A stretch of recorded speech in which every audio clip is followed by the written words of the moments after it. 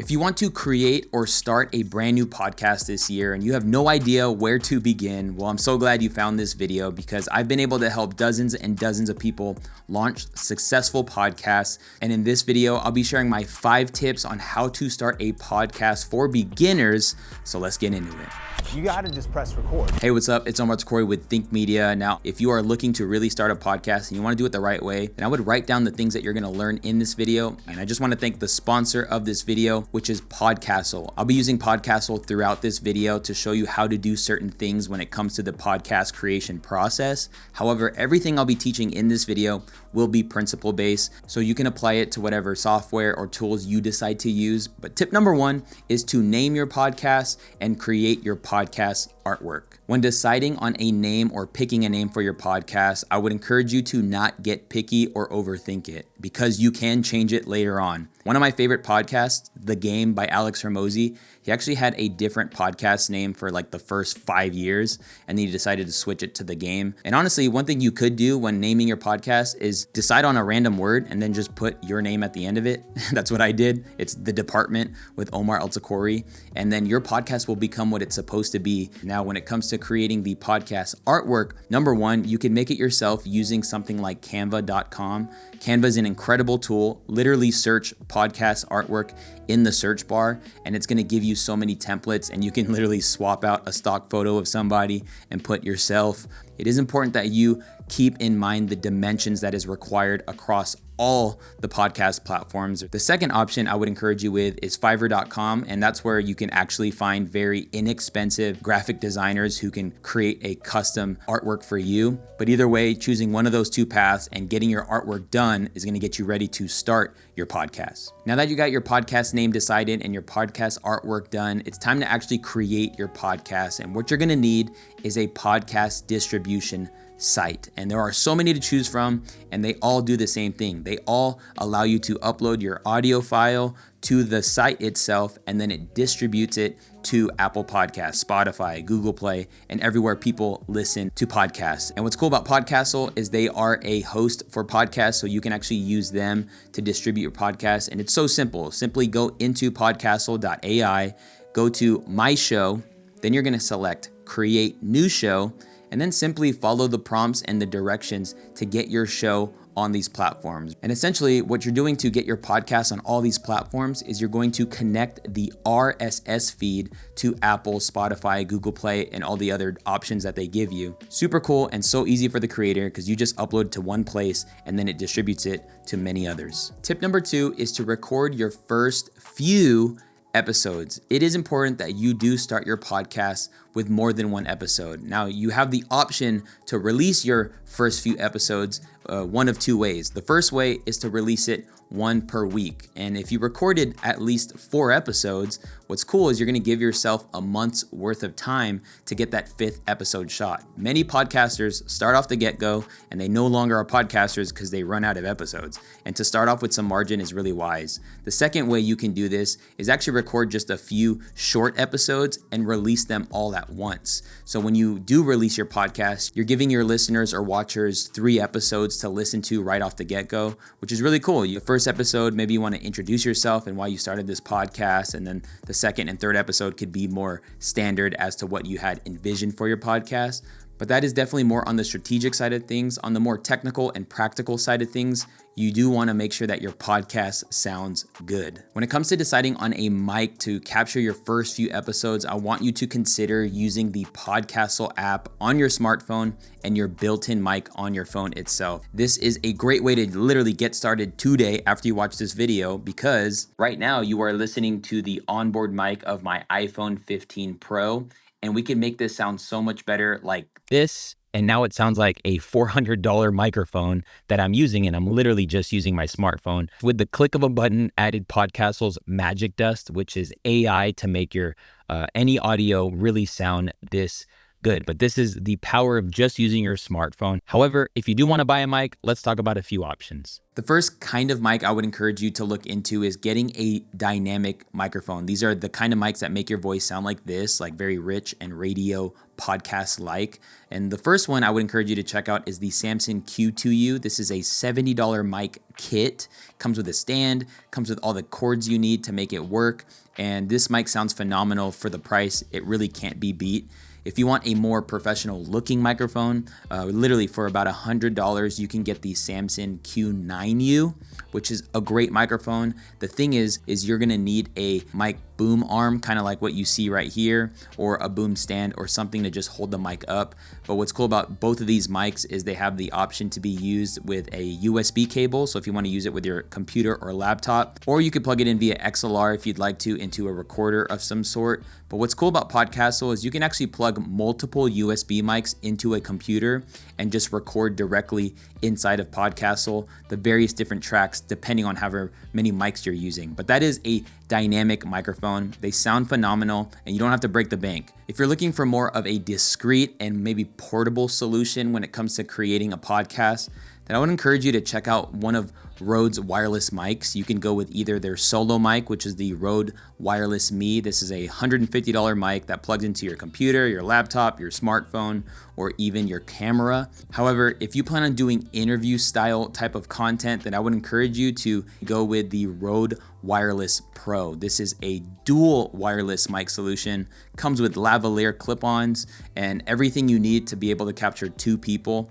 and they make it so easy to use. And I'll be sure to post links down to them in the description below, so if you want to check those out. Now, I just mentioned that you might have an in-person interview type show, which is awesome if you do, but I would encourage you to potentially consider having at least 2 to 3 people for your podcast, even if it's a virtual conversation. And you can actually send the link to your Podcastle to guests that you'd like to interview or have on your show. And what's really neat about having multiple people on a podcast is studies have proven that when multiple people are talking, it actually is more engaging than if one person is talking. And the reason for this is that every time somebody else talks or shares their thoughts or observations around something, is that it re-engages the listener or the viewer. So you could totally have a solo podcast, but you can also use Podcastle to conduct a podcast with multiple people and not have to be in the same place physically, which is awesome.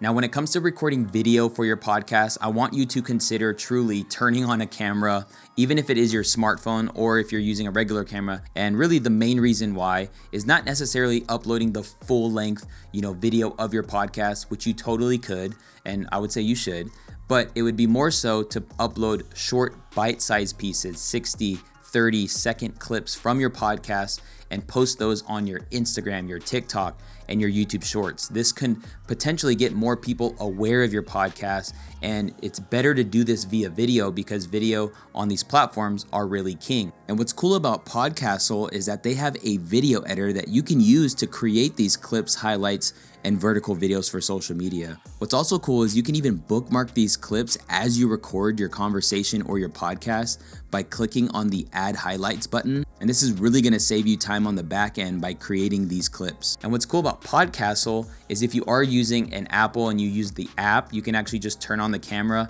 and capture both video and audio.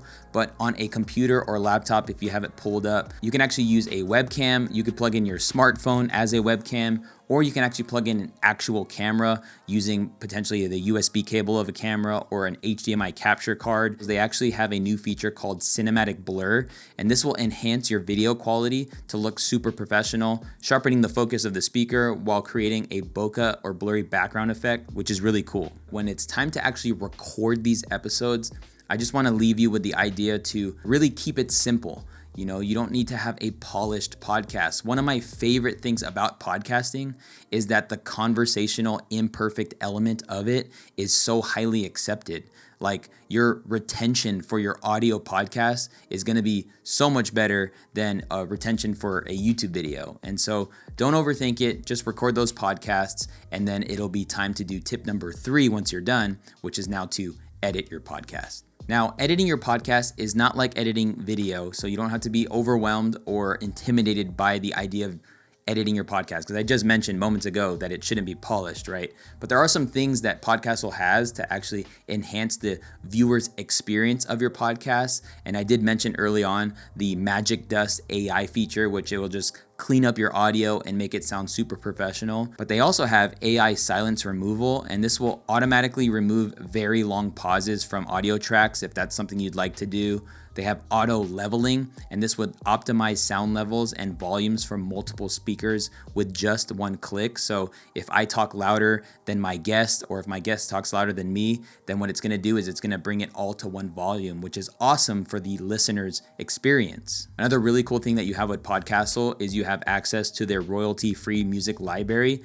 with over 7,000 music and sound effect tracks that are searchable by genre, mood, or instrument. And you could truly find the right soundtrack for your podcast. And I launched my podcast and I didn't really put music in the beginning. And I had a friend say, hey, why don't you just put in like at least 8 seconds of a cool song and then fade it out? And I was like, yeah, that sounds like a great idea. So I actually added a little bit of music just to set the vibe of my podcast before you get into it. And it goes a long way. One cool feature you get access to with the pro version of Podcastle is filler word detection. So if you say or like a ton, maybe you would want that feature so that you can have that removed.